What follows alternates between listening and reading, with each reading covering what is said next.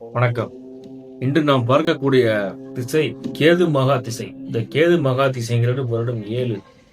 பொதுவாக அந்த கேது திசை நடைபெறும் போது கேது பகவானை எப்படி வழிபடணுங்கிற ஒரு முறையை நான் சொல்றேன், நோட் பண்ணிக்கங்க.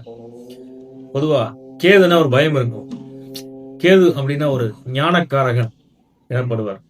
ராகுவின் நிலைக்கு 180 டிகிரி பாதையில் நேர் எதிர்நிலையில் இருந்து அப்பிரதட்சியனாக சூரியனை வலம் வரும் கேதுவும் சாயா கிரகம் ஆகும். சிவப்பு நிறம் கொண்டவர். அஸ்வனி மகம் மூலம் ஆகிய 3 நட்சத்திரத்திற்கு அதிபதி இவர். கேது சுவாவத்தில் செவ்வாயை போன்று அசுபராக கருதப்படுகிறார். தன்னுடன் சேர்ந்து உள்ள கோள்களில் நன்மைகளை பெற்று வழங்குபவர்.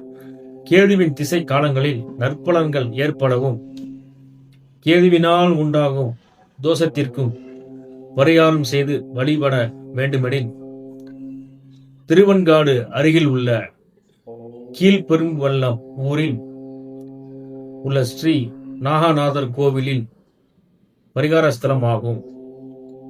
கொள்ளு தானியம், சிவப்பு நிறமுள்ள அல்லி மலர்களையும் சமர்ப்பித்து வழிபடுவது மிக்க சிறப்பானது.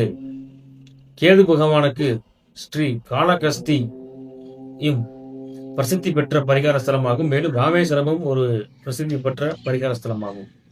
நன்றி, வணக்கம்.